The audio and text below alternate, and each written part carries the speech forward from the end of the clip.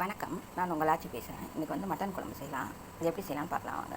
Mutton 1/2 kilo எடுத்து கழுவி மஞ்சத்தூள் போட்டு வச்சுருக்கேன். உருளைக்கிழங்கு, தக்காளி, இஞ்சி பூண்டு பேஸ்ட்டு, ஆனியன் கட் பண்ணி வச்சுருக்கேன். இது குழம்பு மிளகாத்தூள், சீரகத்தூள், தேங்காய், சோம்பு, ஒரு தக்காளி போட்டு அரைச்சிருக்கேன். நான் எண்ணெய் ஊற்றி பட்டை போட்டிருக்கேன். இப்போ ஆனியன் போட்டுக்கலாம்.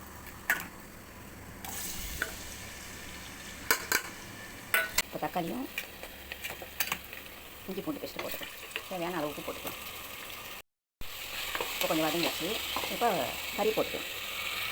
தக்காளி நல்லா வதங்கணும்னு இல்லை, இப்போ கறி வதக்கும் போது அது நல்லா வதங்கிடும். கறி நல்லா வதக்கி விட்டுக்கணும். சீரகமும் குழம்பு மிளகாத்தூள் போட்டு நல்லா வதக்கிக்கலாம். இந்த ஸ்டேஜில் நம்ம உருளைக்கிழங்கு போட்டுக்கலாம். உருளைக்கிழங்கு போட்டால் டேஸ்ட்டாக இருக்கும். அதுதான் உருளைக்கிழங்கு போட்டேன். இப்போ நம்ம அரைச்சி வச்ச விழுதை ஊற்றிட்டு நல்லா கிண்டிட்டு தேவையான அளவு தண்ணி ஊற்றிட்டு குக்கரை மூடி ஒரு 5 விசில் வச்சு எடுத்துட்டா சுவையான மட்டன் குழம்பு ரெடி. பாய்.